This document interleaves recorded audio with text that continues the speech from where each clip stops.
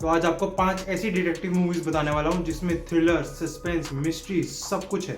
तो पहली मूवी है 7 जिसमें ब्रैड पिट और मॉर्गन फ्रीमैन आपको लीड रोल में नजर आएंगे। तो ये स्टोरी है 2 डिटेक्टिव्स की जिसमें से एक ने अभी अभी इस फील्ड में काम चालू करा है और दूसरा रिटायरमेंट के करीब है। जो इन दोनों का जो कॉम्बो है वो बहुत यूनिक और इंटरेस्टिंग बना देता है। तो ये दोनों एक सीरियल किलर को पकड़ रहे होते हैं जो 7 डेडली सिंस के अकॉर्डिंग अपने टारगेट चूज कर रहा होता है और वो अपने हर विक्टिम को मारने के बाद उसका सिन लिख के चला जाता है और फिर वो डिटेक्टिव इन सिन्स को डिटेल में समझने की कोशिश करते हैं ताकि उसका पैटर्न समझ सके। अब वो उसे कैसे पकड़ेंगे, पकड़ पाएंगे नहीं पकड़ पाएंगे, ये तो भाई मूवी देखने के बाद ही आप लोगों को पता चलेगा। और इसकी एंडिंग मैं बता रहा हूँ बहुत अच्छी है यार, तो इसको मिस मत करना। दूसरी है ज़ोडिएक जिसमें आपको जेक गैलेनहॉल, आयरन मैन और हल्क देखने को मिल जाएंगे। मस्त जोक मारा रे, ये हंस रहे हल्कट हंस। यानी रॉबर्ट डाउनी जूनियर और अबे जल्दी बोल, कल सुबह पनवेल निकलना है। हल्क कौन है? मार्क रूफेलो।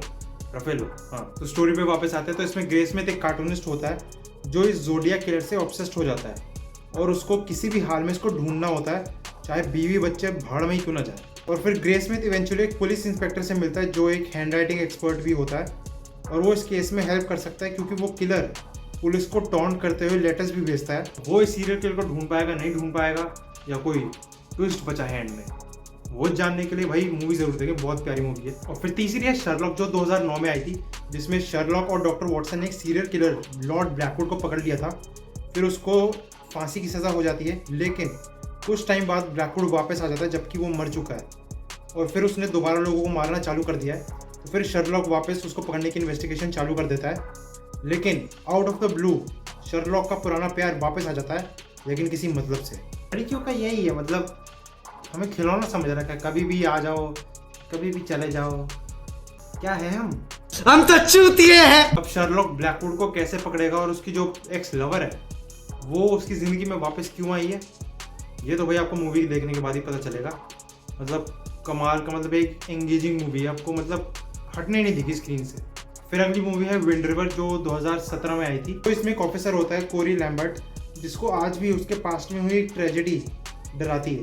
तो वो एक FBI एजेंट के साथ मिलकर एक लड़की के मर्डर को सॉल्व करना चालू कर देता है पर इस इन्वेस्टिगेशन के टाइम कोरी को अपने पास्ट में हुए इंसिडेंट को भी फेस करना पड़ता है। और अब ये दोनों मिलकर उस लड़की के किलर को कैसे पकड़ेंगे वो देखने वाली चीज़ है। और क्या उस लड़की के साथ और भी कुछ बुरा हुआ था उसके मरने से पहले। और फिर 5वीं मूवी है नाइव्स आउट जिसमें एक मशहूर क्राइम नॉवेलिस्ट का मर्डर हो जाता है उसके बर्थडे सेलिब्रेशन के बाद उसी के घर में। और फिर इन्वेस्टिगेशन के लिए एक मशहूर डिटेक्टिव बेनॉइड ब्लैंक को बुलाया जाता है और किसने उसको हायर किया वो एंड तक नहीं पता चलता। और शक के घेरे में पूरी फैमिली है क्योंकि सबके पास कोई ना कोई मोटिव है उसको मारने का और सब लोग एक फॉल्स स्टोरी बता रहे होते हैं इन्वेस्टिगेशन के टाइम ताकि उन पर शक बिल्कुल ना आए। लेकिन इवेंचुअली बेनॉइड ब्लैंक मर्डर तक पहुंच ही जाता है पर क्या उसी ने मर्डर किया या फिर कोई और बड़ी मिस्ट्री है। ये सब जानने के लिए मूवी ज़रूर देखें। और इसका दूसरा पार्ट भी आया था ग्लास ओनियन नाइव्स आउट, उसको भी आप ज़रूर चेकआउट कर सकते हो, वो भी अच्छी मूवी है। बाकी इसी के साथ ये लिस्ट खत्म होती है। अगर आपने इसमें से कोई मूवी देखी है तो आपको कैसी लगी वो ज़रूर बताना और अगर नहीं देखी तो मिस करने की गलती मत करना। तो इसी के साथ मैं निकलता हूँ, बाय।